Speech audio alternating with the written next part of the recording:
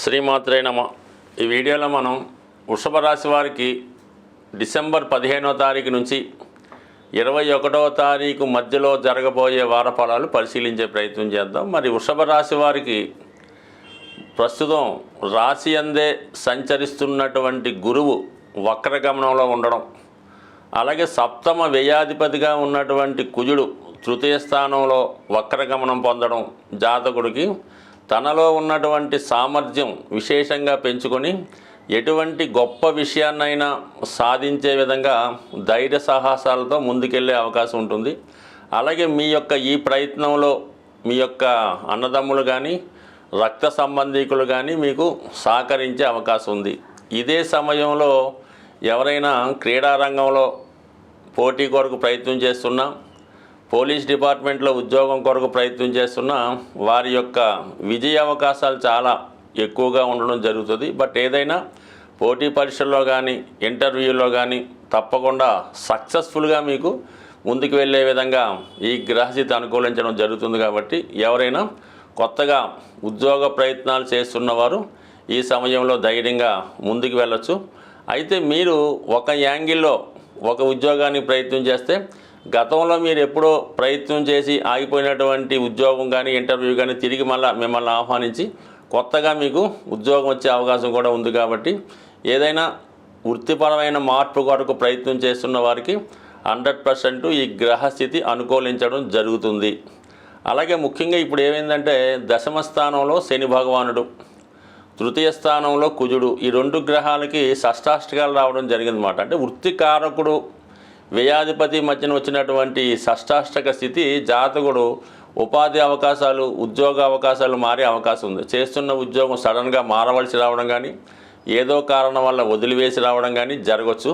So ఇప్పుడు ఆ ప్రయత్నం ముందుగా మీరు ఏదైనా కొద్దిగా అటువంటి సూచనలు ఏమైనా కనబడితే ముందుగానే మీరు కొత్త ఉద్యోగం ప్రయత్నం చేసి మారిపోవడం అన్నది మంచిది. లేదంటే కొంతకాలం పాటు అంటే సుమారుగా కుజుడు ఇదే రాశిలో ఇంచుమించుగా ఒక 81 రోజులు వక్రగమనంలో సంచరించడం జరుగుతుంది. ఒక 3 నెలల పాటు ఊపు వరిస్తే తర్వాత మళ్ళా పరిస్థితులు అనుకూలించే అవకాశం ఉంది. బట్ అది మీ యొక్క నిర్ణయం బట్టి ఆధారపడి ఉంటుంది. బట్ ఏదైనా ప్రతి విషయంలోనూ మీరు పోటీ ఎదుర్కోవాల్సి ఉంటుంది.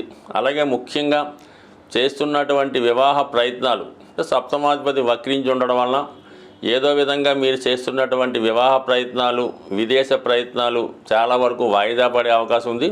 కొన్ని ప్రయత్నాలు మధ్యలోనే ఆగిపోవలసి వస్తుంది.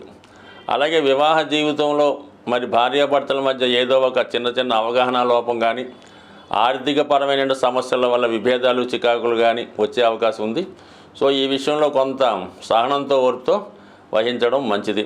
మరి ముఖ్యంగా మరి లాభస్థానంలో ఉన్నటువంటి రాహుగ్రహం చాలా వరకు ఇతరుల యొక్క సలహాలు వినడం వల్ల నష్టపోయే అవకాశం ఉంది. కాబట్టి ఎవరైనా మీకు ఏదైనా సలహా ఇచ్చే ముందు అది ఎంతవరకు అది నిజాయితీగా ఉంది, ఎంతవరకు కరెక్ట్ అని ఆలోచించి నిర్ణయం తీసుకోవాలి తప్ప ఇతరుల సలహాలు గుడ్డిగా నమ్మడం వల్ల ఖచ్చితంగా విలువైనటువంటి మీ యొక్క స్నేహాన్ని కానీ బంధాన్ని కానీ విలువైన మీ సమయాన్ని, ధనాన్ని పోగొట్టుకునే అవకాశం ఉంటుంది. కాబట్టి ఎప్పుడన్నా సరే రాంగ్ సలహాలు వినకుండా వ్యవహరించండి. అలాగే చాలా వరకు ఈ యూట్యూబ్లోను, ఇంటర్నెట్లోను, ఫేస్బుక్లో చూసిన విషయాలు కూడా పెద్దగా నమ్మకుండా ఉంటేనే మంచిది. అలాగే పంచమంలో ఉన్నటువంటి కేతుగ్రహ ప్రభావం వల్ల స్పెక్యులేషను, జోదం, పేకాట వంటి వాటిలో ధనాన్ని కోల్పోయే అవకాశం ఉంది. అలాగే ఈ సమయంలో మీకు అత్యంత ఆత్మీయుడటువంటి మీ యొక్క బంధువులు కానీ స్నేహితులు కానీ ఏదో కారణం వల్ల మీకు దూరం అయ్యే అవకాశం ఉంటుంది. కాబట్టి చాలా వరకు మరి ఏదైనా వ్యసనాల జోలికి కానీ ఇతర విషయాలకి జోలికి వెళ్లకుండా సొంత విషయాలు జాగ్రత్తగా కాపాడుకోవడం మంచిది. అయితే ఇంతవరకు బాగుంది. సప్తమ స్థానంలో బుధగ్రహ సంచారం, ధన పంచమాధిపతిగా ఉన్నటువంటి బుధుడు సప్తమ స్థాన సంచారం వల్ల మీరు ధన విషయంలో మీరు చేస్తున్నటువంటి ప్రయత్నాలు చాలా వరకు సఫలీకృతం అయ్యే అవకాశం ఉంది. కానీ ఈ సమయంలో మీకు ఇష్టమైన వారితో కానీ మీ అన్నదమ్ములతో కానీ మీ యొక్క మేనమామలు, బంధువులతో అనుకోకుండా కొన్ని విభేదాలు, చికాకులు వచ్చే అవకాశం ఉంది. చిన్న విషయాలు పెద్దవిగా మారి కొంత అపోహలకి, అనర్థాలకి దారితీసే అవకాశం ఉంది. కాబట్టి సో ఏదైనా వృషభ రాశి వారికి రాశిలో గురువు ఉన్నాడు కాబట్టి ఏ విషయంలోనూ తొందరపడకుండా రాజీ మార్గంలో వెళ్ళడం వల్ల నిజాయితీగా మీరు చేస్తున్నటువంటి వ్యవహారాలు ఎదుటివాడు ఎంత శత్రువు మీ మీద దుష్ప్రచారం చేసినా అప్రతిష్ట పాలు చేద్దామని ప్రయత్నం చేసిన 100కి 100 పాలు దాని నుంచి మీరు బయటపడే అవకాశం ఉంటుంది. చిన్న చిన్న విషయాలు పట్టించుకోకుండా నిదానంగా వ్యవహరిస్తే అన్ని సమస్యలు సాల్వ్ అయ్యే అవకాశం ఉన్నది.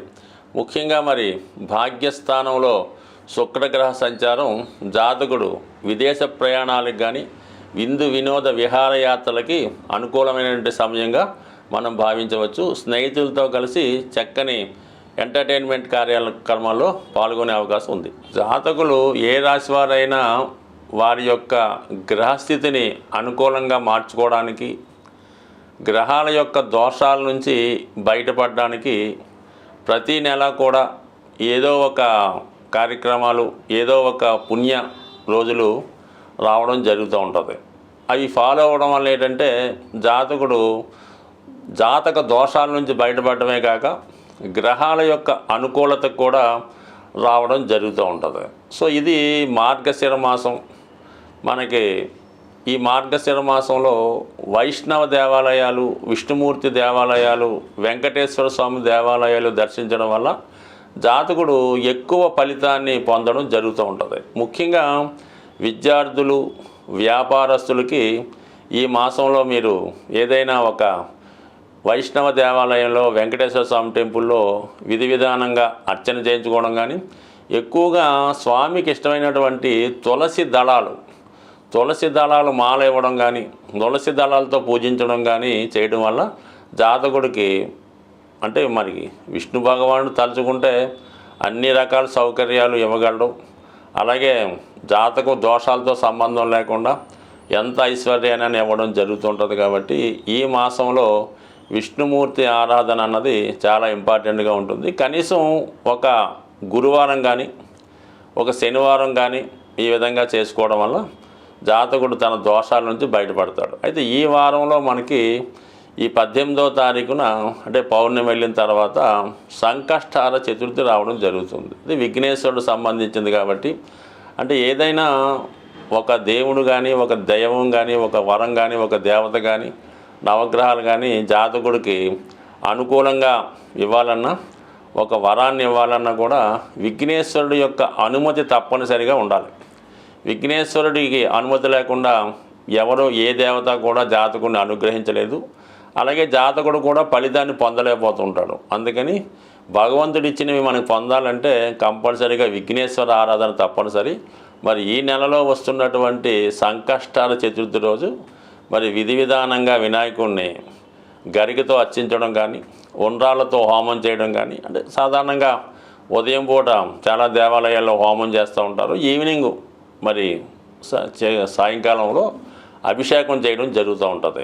ఈ అభిషేకం చూడడం వల్ల కూడా దోష పరిహారం అవుతుంది. కాబట్టి చేయలేని వారు అభిషేకాన్ని వీక్షించడం, అది కుదరని వారు ఇంట్లో గణపతి ఫోటో ముందు గరికతో కనీసం అష్టోత్తరంతో పూజ చేసుకున్న శీఘ్రంగా చిన్నగా పూజ చేసిన కేవలం సంకల్పం మాత్రాన అనుగ్రహించే దేవత